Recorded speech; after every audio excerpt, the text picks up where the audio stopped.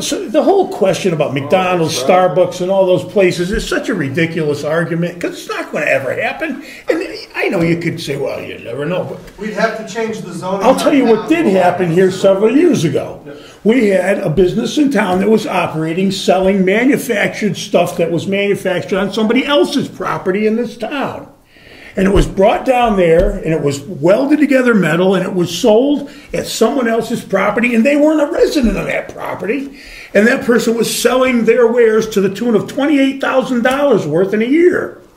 Now, the town ignored that because it's all whose buddy is your buddy in this town. So the whole thing is a ridiculous conversation to start with, in my opinion, because you're never going to prevent that kind of stuff from happening because you have to involve the courts and the lawyers and the people. Nobody cares about that. McDonald's, yes. But it's never coming here. I mean, we could fight this one out till the cows come home. But I don't believe for 1 minute that any of us seriously believe that a McDonald's or a Starbucks or anything of that stature could exist in this town with the approval of any court in this area. It's not.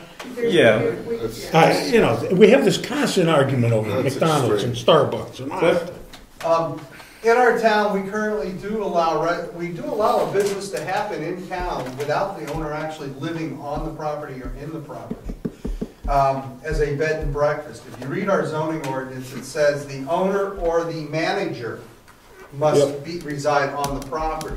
So you can own a house down on the lake, operate it as a bed and breakfast, and have your manager staying there, and you can live somewhere else. That doesn't even stipulate that you have to be a resident of the town. Sorry. Please continue. Go ahead. So I that's exactly right. That's what our zoning says. But the idea is that that manager is a resident of that property. Right? He's not the owner. He's a responsible person on the property. No, he's not paying rent. He's not paying a mortgage. He doesn't pay the taxes. Right. He's an employee of that bread and breakfast. But it's being used as a residence. In theory, the primary use is a residence for that manager. So stipulate residency. With the secondary use of being a bed and breakfast, right? See, I don't see it as a residence because he may only be there 3 months out of the year, and then the next manager might be there 3 months out of the year. He's an employee of a business. Period. End of. He's not got any financial ties to that property other than he gets a paycheck from being there. When I read that specific line there about, bed and breakfast, it strikes me that the intent was somebody responsible is on the property to make sure that it's not going bananas. Actually, the reason that's there is because if it wasn't there, then we'd have a commercial zone, right? I've literally read hundreds of zoning ordinances from all sorts of towns across the country, and most of them are very clear about what are primary uses and what are secondary uses. And a secondary use cannot happen by itself. It has to be secondary to a primary use. Our zoning isn't super clear on using that terminology, but the residential agricultural zone there's two primary uses, the residential and the agricultural. And then we have a number of secondary uses, such as the section about home occupations, cottage industry, that piece. We've got woodlots, we've got a bunch of other stuff, right? Now, of course, woodlots, I think, are agricultural, because you're growing stuff and cutting it. So I think that falls under agriculture. So it's really a primary use, if you're using it as something as a woodlot. But I think the point here is that if we continue to allow a standalone business to operate without a resident living there, a non-agricultural commercial operation, without a resident living there, then we're allowing it to act as a commercial zone, where the primary use of it is commercial. And that is not the way our zoning is written. And I'm very concerned about setting that precedent. And we're just asking for trouble, and we're asking for potentially significant legal expenses associated with it. Couple of quick thoughts. One, bed and breakfast, if a manager or an owner doesn't live there, it's not a bed and breakfast, it's a hotel. That's the whole premise of a bed and breakfast. You go into somebody's home and you spend the night, you eat in their kitchen, you're basically renting a bedroom. So, anyways, my other thought, I can see Rob's argument. I happen to support the other side, but I think a happy medium would be that even though it's a vacant lot, you have to be a resident of this town. So if you had 2 lots, one on each end of the town, your house was down here, but you had a lot up there, why not allow that person? That stops your box stores, your McDonald's, your, all that other stuff. But there's still, you may have, you know, you may want to be doing something that is just not a good place up in the sticks of Stone Road. The sticks. You might want a more desirable place. Center of the town. You might want a more desirable place like the sticks on Moose Mountain Road. But you know, but you don't have a house there. Agriculture. I'm sorry, yes. I've been saying stipulate residency forever. That's what the only thing I agree with, stipulate residency. I would agree with that. Unfortunately, that would not allow us, even if somebody's a resident of town, if they've got a lot where they're doing a business and it's not there's not a primary use being done there, then you've essentially created a commercial zone. Cliff. I don't know how to get, I mean, Well, how do you get away from that? You've created a commercial zone, that's what a commercial zone is. Hang on, I got the floor. We've already done that, actually. We have commercial zones everywhere. We have commercial, I don't care what you call it, cottage industry, home-based business, it's a commercial business. You just put another name on it and shy away from that commercial word. We still have commercial businesses in town. Everybody who does business for profit is commercial. The property, non-adjoining lots. Property on that side of town, and property on this side of town. You're a resident, you have a house here in the town. That piece of property that you don't have a house on is just a contiguous piece. It's what? It's not contiguous. No, I'm changing my words. Okay. It is still your property, you're still a resident of the property, even though there's other properties in between you. It is still your partial of your land. Therefore, you should be allowed to do something with it. It shouldn't just have to sit there and be dormant for other people to enjoy and you not to utilize. Well, there's a number Now, of... Oh, please go ahead. continue. No, I interrupted you. Go ahead. No, everybody else can go ahead.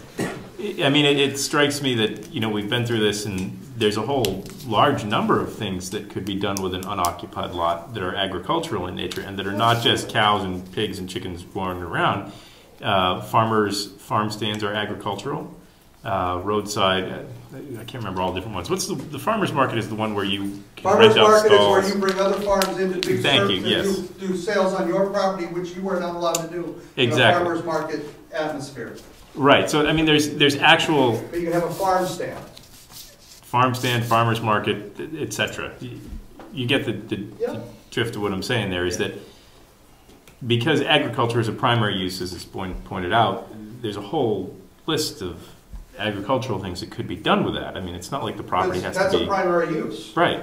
It's a secondary use that's being called into question. Secondary Sure. without a primary.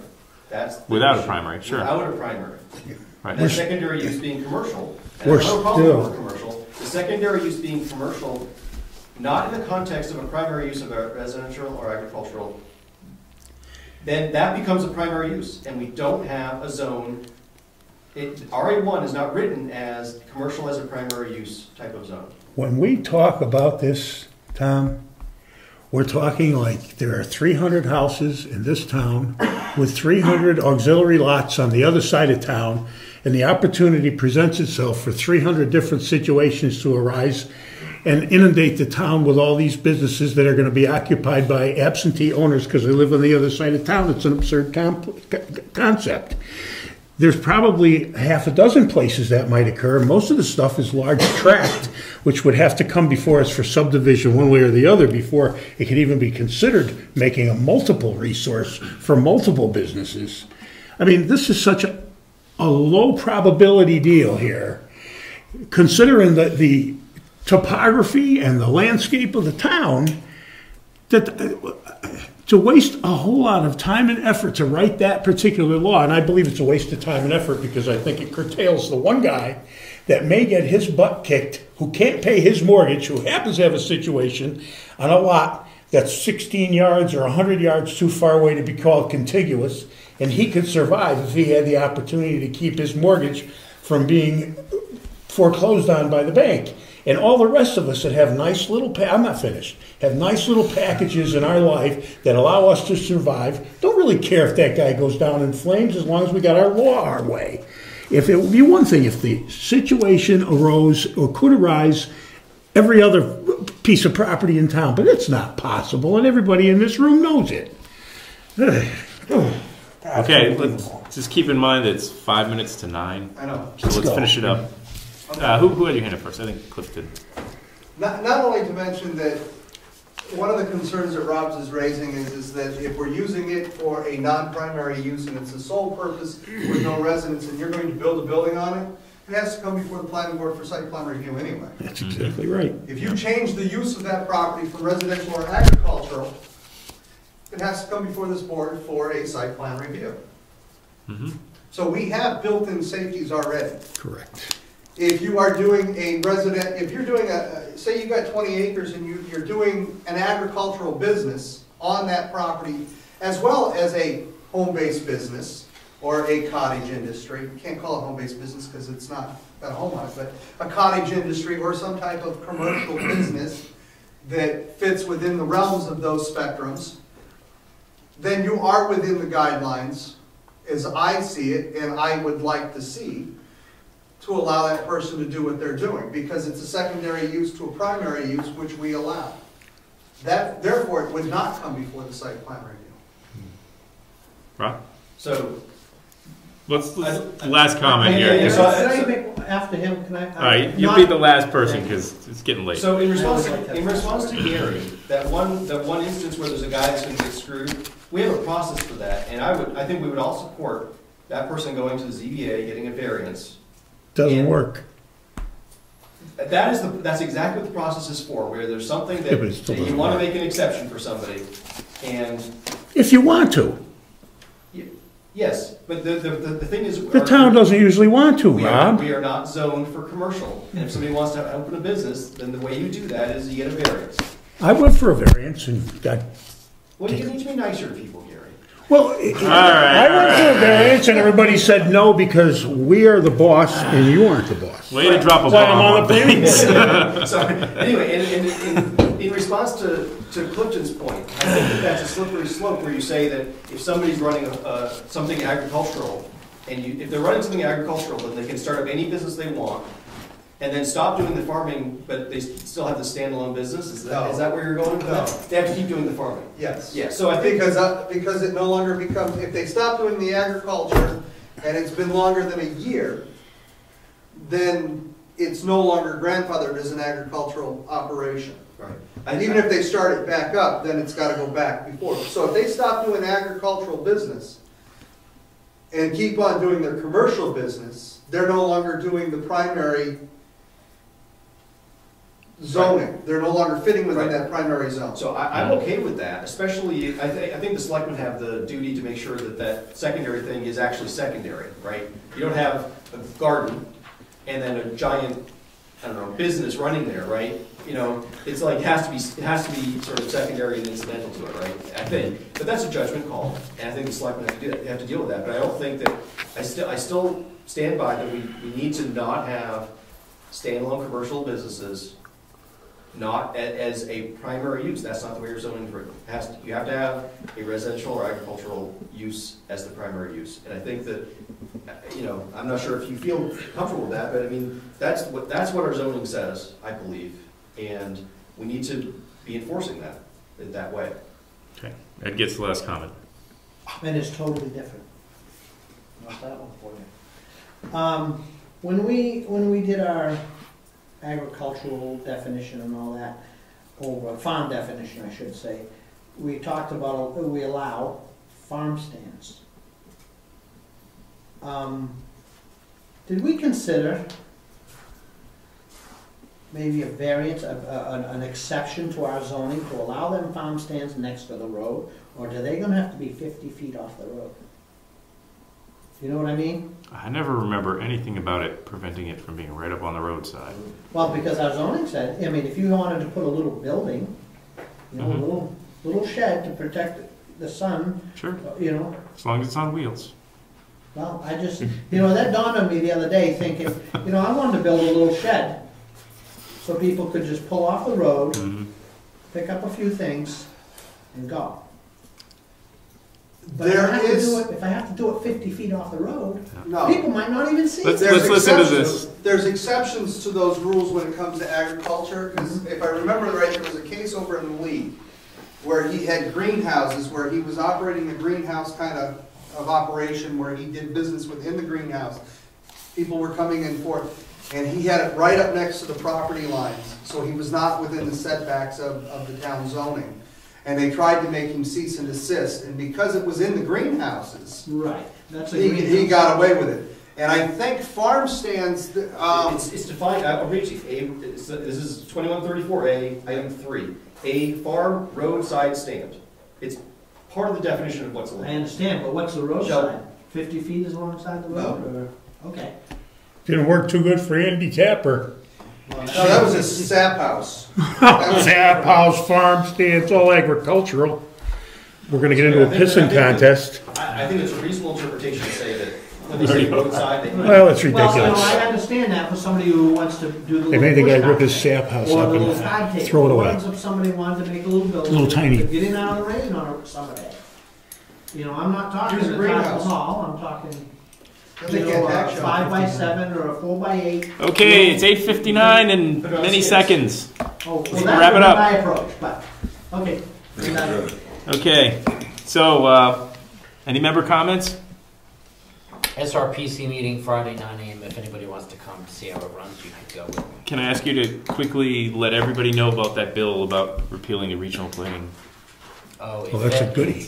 That one failed miserably. Oh, it failed miserably, okay, so that's wrong. Okay, and what about the But ICLA I one? would like to announce that HB 1634, which was to ban the International Council on Local Environmental Initiatives, has now been amended and changed to start a committee to study the implementation of Agenda 21 in town, county, and state agencies.